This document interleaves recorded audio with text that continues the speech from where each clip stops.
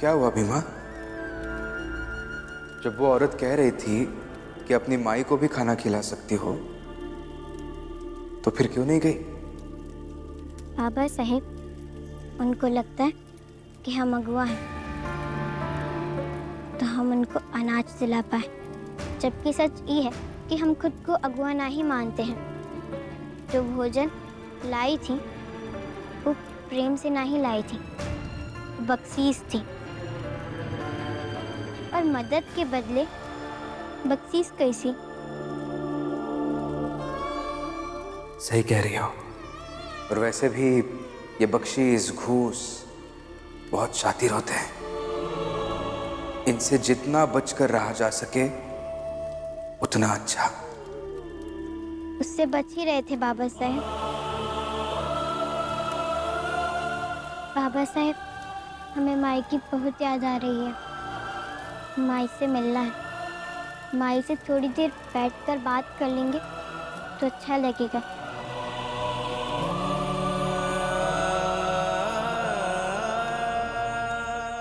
वैसे भी माई और बाबूजी के कई दिन से पैर नहीं दबाए, पैर दर्द कर रहे होंगे। सिर्फ तुम्हारी माँ ही नहीं,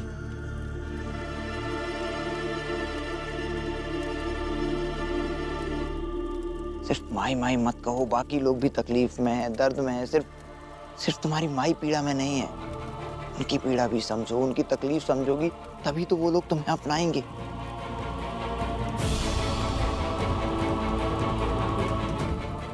भीमा, ये सही कह रहे हैं।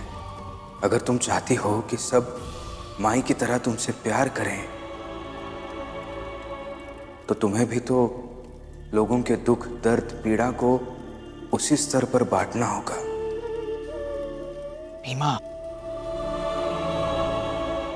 भीमा, आज तुम जब घर आई थी, घर आकर जब तुमने उस औरत को अनाज दिलवाया जो उसका हक था, तो पता है उससे क्या हुआ? उससे उस औरत के दिल में तुम्हारे लिए हमदर्दी पैदा होगी। इसी तरह जब तुम बाकी लोगों के हक, उनके अधिकार के लिए लड़ोगी, उन्हें उनका हक दिलवाओगी, तब जाकर सबके दिल में तुम्हारे लिए हमदर्दी पैदा होगी। पता है भीमा, इस संसार में इंसान सिर्फ उसी की बात सुनता है जिसके लिए उसके दिल में हमदर्दी हो, या वो जो उनसे बहुत अधिक ताकतवर हो। उसे ही कहने आए थे भीमा, बाकी तुम खुद समझदार हो।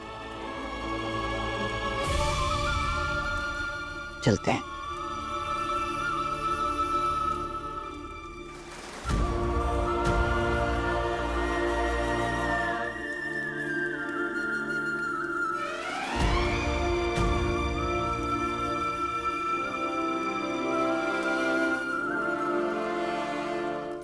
बिल्कुल सही कहा उन्होंने भीमा। अगुआ बनी हो तो लोगों के दुख दर्द बांटो, उससे स्वीकार्यता बढ़ेगी और तुम जरूर कुछ अच्छा कर पाओगे, और फिर इस पूरे जंजाल से मुक्त हो पाओगे। चाहते तो हम भी ये है, मगर दर्द बांटे कैसे? किसी का दुख बांट कर दुख हो, उसके कई तरीके हैं भीमा, मगर बांटने से सिर्फ और सिर्फ सुकून मिले, इसका एक ही तरीका है। लोगों के दुखों में शामिल हो जाओ। जाओ भीमा, जाओ, लोगों की जिंदगी में शामिल हो जाओ।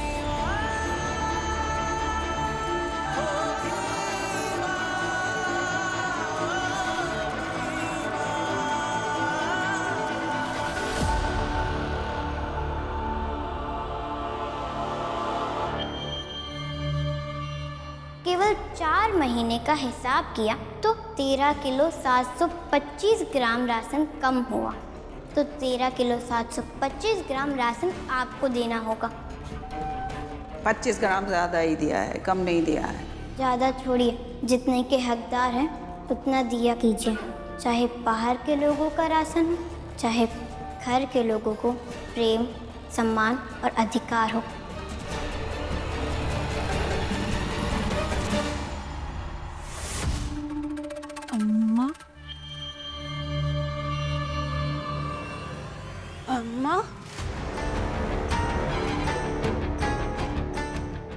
सोच रही हैं? इतनी रात हो गई, अब सोई नहीं अभी तक? तुम्हें नींद आ रही है? वो तो बहुत नींद आ रही है अम्मा। सच? हाँ। कैसे नींद आ सकती है तुम्हें इस घर की बड़ी बहू होकर? आज इसी चौखट पे वो छोटी बिरादरी की छोटी सी लड़की हमसे उस औरत को 14 किलो अनाज दिलवा गई और हमने दे भी दिया। वो औरत हमें धन्यवाद तक नहीं बोल के गई। सुना है रात को खाना बना के जाके भीमा को धन्यवाद बोली। फिर इसमें इतना परेशान होने की कौन सी बात है अम्मा? मतलब कि सत्ता के रास्ते में भीमा जैसे ढीठ तो आते ही रहते हैं ना। थोड़ा बहुत उछलते हैं और फिर सब खत्म हो जाता है। ये बात के लिए इतना परेशान मत होइए अम्मा। धर्मशिला, कभी इसी चौखट पे एकमात्र हम होते थे। सही भी एकमात्र हम होते थे। ना कभी किसी ने हमारे फैसले पे सवाल किया, ना कभी हमें बेईमान कहा। और आज छोटी सी लड़की हमारी चौखट पे आके बेईमान कह गई और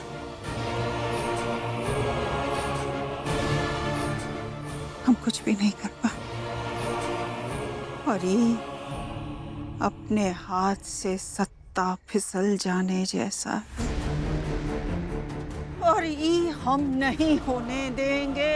इसे कसना होगा, हर हाल में कसना होगा। और इसका एक ही उपाय है कि सबको डरा के रखो, अपने को सर्वश्रेष्ठ समझो और समझाओ। और ये हम करके रहेंगे।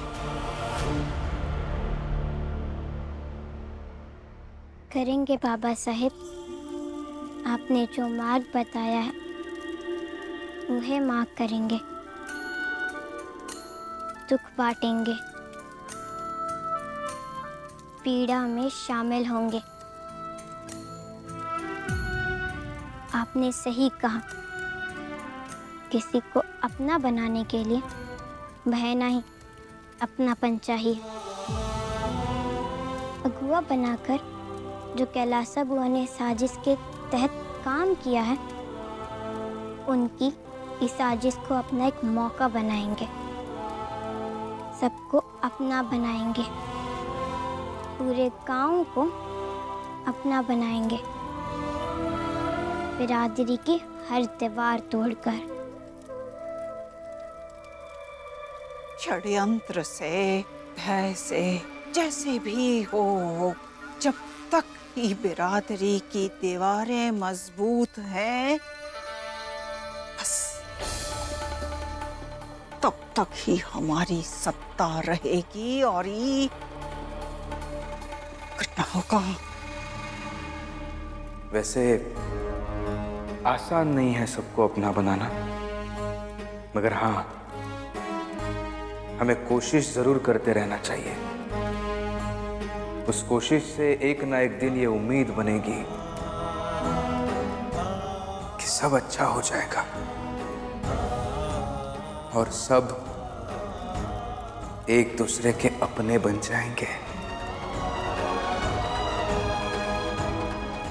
जाओ धर्मशिला, तुम जाके सो जाओ, क्योंकि हम तो आज सो नहीं पाएंगे। हम तो आज रात जाग कर हवाओं का रुख पहचानने की कोशिश करेंगे, ताकि कल कोई ऐसी सुबह ना आए जिससे हम बेखबर हों। जाओ, सो जाओ।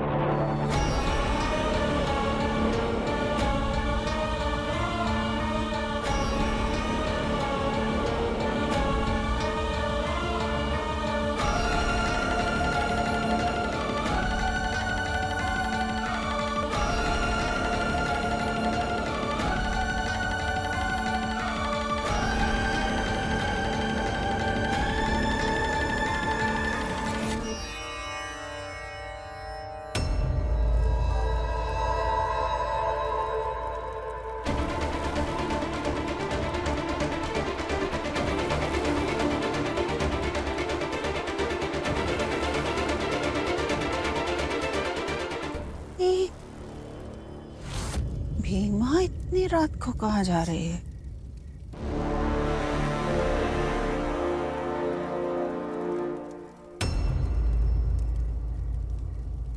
धनिया, ये खाना लेके कहाँ जा रही हो? बीमा से मिलने जा रहे हैं, उसके साथ थोड़ा देर बैठ जाएंगे और आ जाएंगे। अच्छा अच्छा, एक बात बताओ, तुमको हम बेवकूफ दिखते हैं क्या? क्या हो गया? अरे हम भी चलेंगे साथ में, हम भी मिल लेंगे भीमा से। अब तो कौन रोकेगा भी नहीं। अच्छा चलिए। चलो।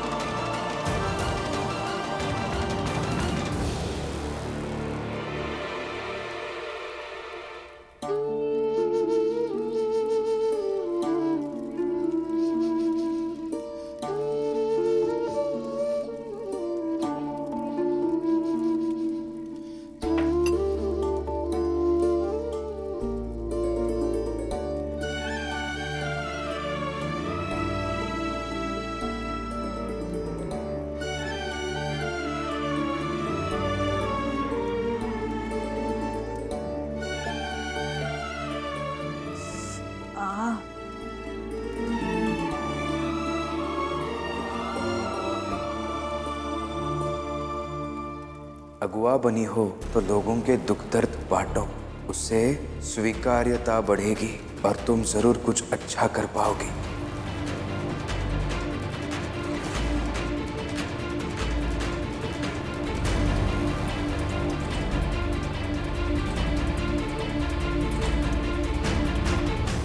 अरे आप बैठिए।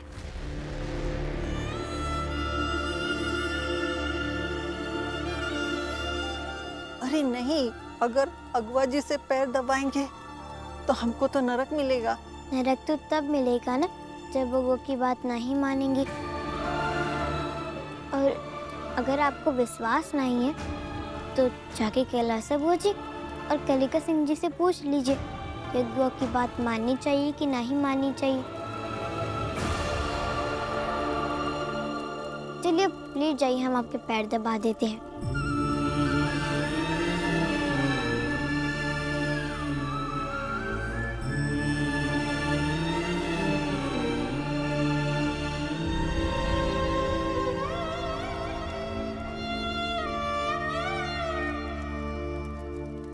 ये लड़की हमारे नाम के हथियार का इस्तेमाल कर रही,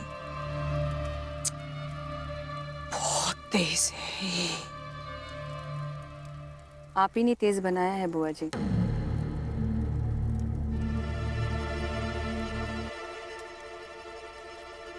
पता नहीं कितना सही या गलत, मगर आप ही ने तो बनाया है।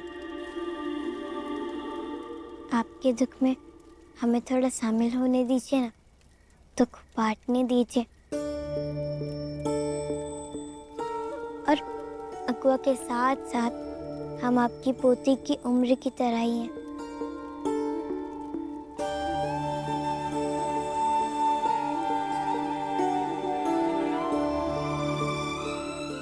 विंध्या के बाबूजी देख रहे हैं बिटिया कैसे दुख बांट रही है।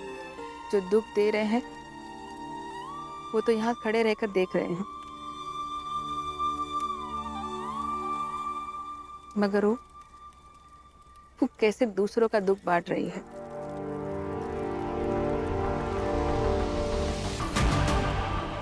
बुआ जी,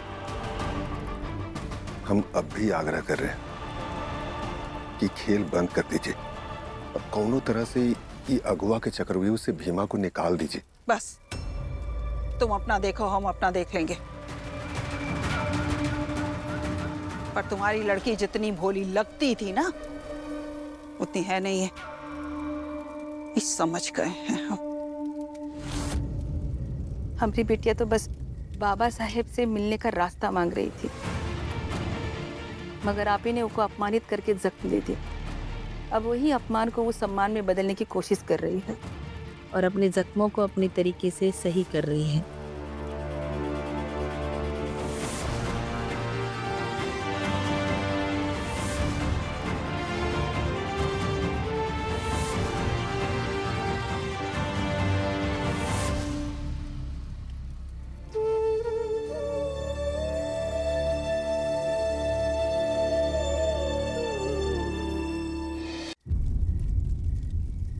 अजीब है ना, आदमी का पद बड़ा हो जाता है तो लोग बिरादरी भूल जाते हैं। देखो ना, बेटी अगवा बन गई है तो कैसे पैर दबवा रही है। तो कौन छुआछूत नहीं।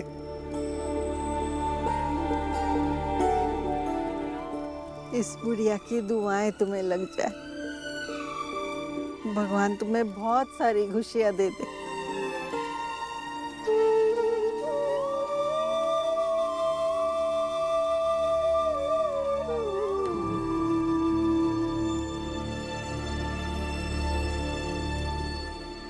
क्षमा कीजिए, आप हमारी माँ के पैर छोड़ दीजिए। आप अगर अगवा होके ये सब करेंगी तो हमें तो पाप लगेगा ना। क्षमा कर दीजिए। हमने तो मना कर दिया था बेटा। ए बुढ़िया, क्या मना किया था? क्यों नाटक कर रही हो? पैर दबा रही हो? अरे इनके पैर के दर्द का नाटक तो शाम से है, और वैसे भी ना रोज इन्हें कहीं ना कहीं कुछ ना कुछ दर्द होता रहता है। अकबर जी ने इनसे बोला हुआ पैर दबा दे, तो देखो कैसे तुरंत पैर दबाने बैठ गई। अकबर जी, हमें क्षमा कर दो। आपको क्षमा सिर्फ एक ही चीज पर मिलेगी। आप जो कहेंगी हम करेंगे, पश्चाताप करेंगे। हाँ। आप बोलिए। ठीक है, आप दोनों रोज अपनी माता जी के पांव दबाएंगे।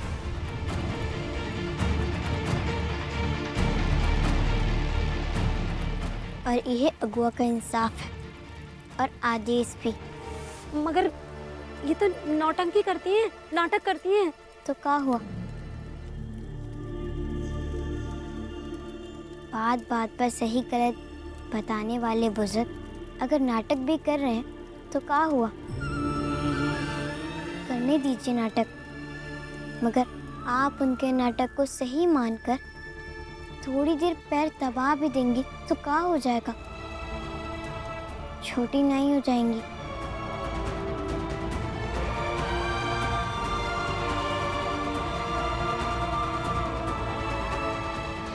माई कहती है कि बड़े बुजुर्ग अपने जीवन में जिम्मेदारी पूरी करते करते थक जाते हैं और ये उम्र में उनको कुछ नहीं चाहिए, उनको बस थोड़ा आराम और प्यार चाहिए होता है। इसी बहाने दरअसल वो समय ढूंढते हैं बात करने के लिए, तो कर लिया कीजिए ना बात। कहे कि कुछ सालों बाद जब आपको कोनो बेटा कहकर, कोनो आपको बहू कहकर नहीं बुलाएगा तो आपको भी ना बहुत ही दुख होगा, मगर तब शायद सब हो, मगर ये ना हो। बाबा साहब से जब हम बात करते हैं तो कहते हैं कि जीवन में उन्हें सब मिला, इतना मिला कि हर आदमी को ये पाना नामुमकिन सा है, मगर उनकी आई कम उम्र में छोड़कर चली गई और कभी नहीं मिले। यही लिए थोड़ा पैर दबा लिया कीजिए, जीवन बहुत दुआओं से खुशियों से भर जाएगा। और हमारी माई कहती है कि बड़ों की दुआएं हमेशा काम आती है। कबीर प्रेम ना चखिया, चखी ना लिया सा,